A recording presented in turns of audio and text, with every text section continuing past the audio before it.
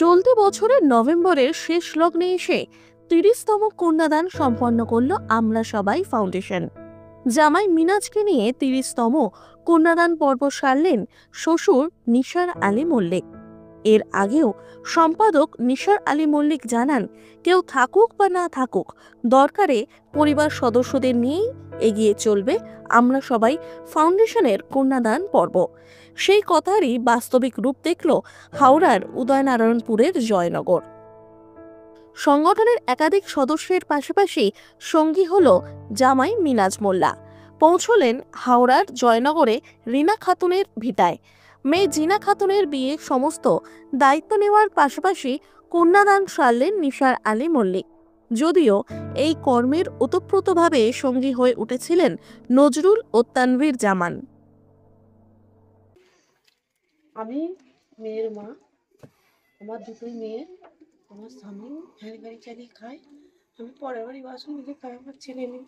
এই দাদারা, ভাইয়েরা, চাচারা আমার খুব হেল্প করেছে, আমি অনেকটাই হেল্প পেয়েছি। আশা করি যেন সবার সাথে আপনারা থাকেন, সবাইকে নিয়ে আপনারা যেন চলতে পারেন। আমি অসহায় বলেই আমাকে এনারা দেখেছেন, এনারা অনেক কাজ করে, আমি ফেসবুকে এতে আপনাদের সব দেখেছি। আশা করি অনেকটা আপনারা হেল্প করেছেন। ছেলের তরফ থেকে মাছ মিষ্টি, আমার মেয়ের সমস্ত সব কিছু খাট থেকে আরম্ভ করে সব কিছু খাওয়ান দাওয়ান আপনারা সবাই সব কিছু দিয়েছেন, দিয়ে হেল্প করেছেন। আমি চিন্তার মধ্যে অনেকই ছিলাম। আশা করি আপনারা যেন আমার সাথে যেন এখনও আছেন, যেন থাকতে পারেন। শুধু আমার সাথে না, এমন সবাইয়ের গরিবের সাথে আপনারা যেন থাকতে পারেন। আল্লাহর কাছে আমি দোয়া করি আপনারা যেন যান ভালো থাকে, আপনাদের হেফাজত করুক, আপনাদের সালা সুকমত থাকে। জামাইকে দেবেন, জামাইকে দেওয়ার জন্য এই দাদারা, ভাইয়েরা আমার হাতে তুলে দিন। আপনি কতটা খুশি? অনেকটাই খুশি। আপনি আমি খুশি অনেক তো? চিন্তার মধ্যে ছিলাম। আমাদের দোয়া করবেন।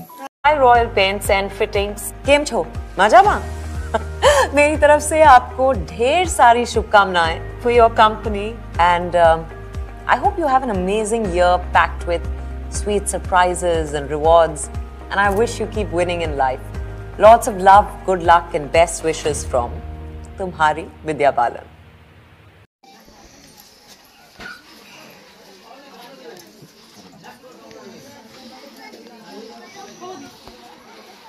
মুসাফাটা করে নেন। আমরা শ্বশুর জামাই কিন্তু, হ্যাঁ সত্যি আর কি না, শ্বশুর জামাই আমরা। 30তম কন্যাদান খুব একটা কম নয়। 30 সংখ্যাটা যথেষ্ট লড়াকু একটা সংখ্যা, এবং দুটো লড়াই করতে হয়েছে বলে আমরা জানি। আজকে একদম নিজের এলাকা থেকে প্রায় 3 ঘন্টা দূরে একদম জামাই শ্বশুর একসাথে যুগল বন্ধু, কি বলবেন? আসসালামু আলাইকুম, নমস্কার। সত্যি কথা বলতে গুটি গুটি প্রায় 30টা আমরা পুরো করছি আজকে, তো খুব ভালো লাগছে। আর জামাই, আমি তো আগেও বলেছিলাম আপনাদেরকে যে যদি কেউ না থাকে হয়তো এদের একটু খারাপ লাগে, দুঃখ লাগে। সেই সময়টা বলে দাদা, যখন তুমি এই কথাটা বলো কেউ না থাকে, তো তখন এরা তো আছে আমার সঙ্গে, কিন্তু কিছু লোক তো আসছে, কিছু লোক চলেও যাচ্ছে। অনেকে লোক আবার বড় বড় কথাও বলেছিল কেউ না থাকলে আমরা থাকবো, তো তারাও আবার চলে গেছে। যাক, অসুবিধা কিছু নেই। তো আমি তখনও বলেছি, এখনো বলছি, পরেও বলবো একটা কথাই, কেউ না থাকলে আমরা কিন্তু, আমি আমার ছেলে, জামাই, মেয়ে, বৌমা, বউ, এরা আমরা নিজেরা মিলে আজকে বছরে আমরা হয়তো 4টে কি 6টা কি 10টা আমরা কন্যাদান করছি। তখন না পারলে আমি একটাও দিতে পারবো। আল্লাহ আমাকে এতটা যেন ক্ষমতা দেয় যেন বছরে একটা কন্যাদান আমি করতে পারি। মূলত এতটা দূরে যোগাযোগ হলো কি করে? যোগাযোগ বলতে এনারা হয়তো ফেসবুকে দেখেছিলেন বা আপনাদের চ্যানেলের মাধ্যমে দেখেছেন, দেখার পরে যোগাযোগ করে কোনো কারণে কোনো একটা অ্যাঙ্গেল থেকে যোগাযোগ করেছিল, কিন্তু এতটাই দূরে আমরা নিজেরাই কনফিউজ ছিলাম কি করে কি যোগাযোগ করবো। তখন এই ভাই তানভীর ভাই আছে, নজরুল ভাই আছে, এদেরকে যোগাযোগ করলাম যে ভাই তোমাদের ওই সাইডে একটা এরকম কন্যাদানের ব্যাপার আছে। ওরা বললো দাদা আমরা তোমার সাথে আছি, অসুবিধা নেই। ভাইকে নিয়ে প্রথমে এখানে আমরা ভিজিটে এসেছিলাম, দেখলাম, আপনারাও দেখেছেন কন্যার বাড়ি কিরকম। সত্যি কথা বলতে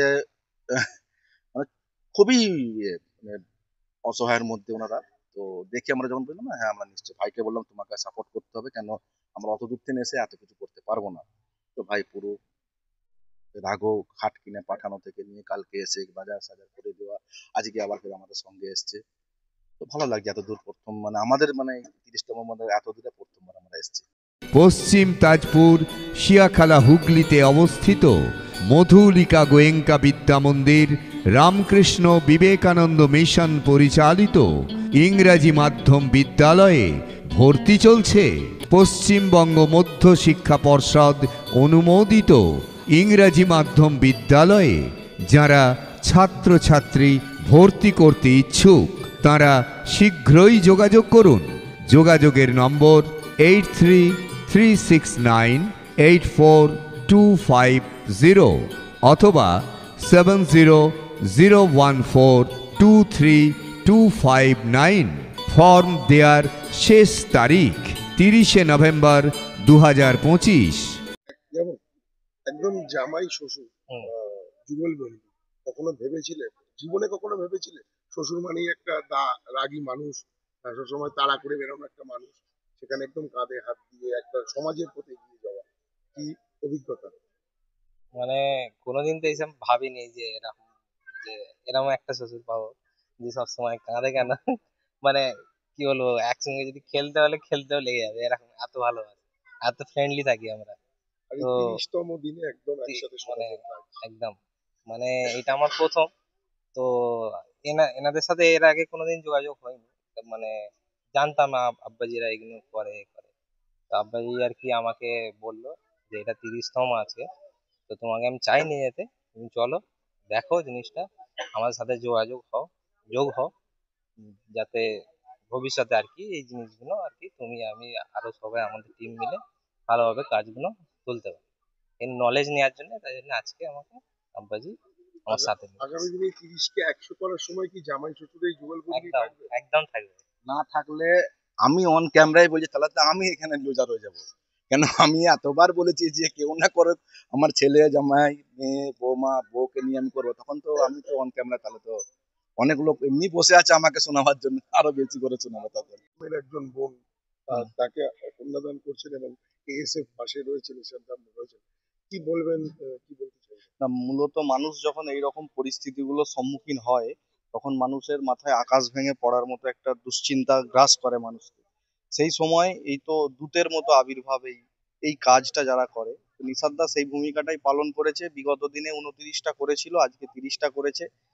আমার বাড়ি থেকেও এটা যথেষ্ট দূর, আর নিশাদদার বাড়ি থেকে আরো দূর। মাঝখানে আমি নিশাদদা আমার সাথে যখন প্রথম যোগাযোগ হলো, বললো ভাই এই ব্যাপার, আমি নিশাদদার এই কাজ সম্পর্কে অবগত ছিলাম, যে এতটা বিস্তারিত ভিতরে ঢুকিনি কোনোদিন।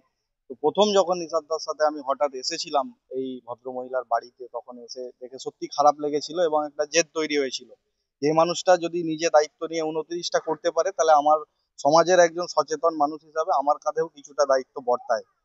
তাই সময় দিয়ে নিশাদদার এই স্বপ্নকে বাস্তবায়ন করতে আমি যতটুকু করার আমি এটুকুই করতে পেরেছি, এবং আমি নিজেকে ধন্য মনে করি।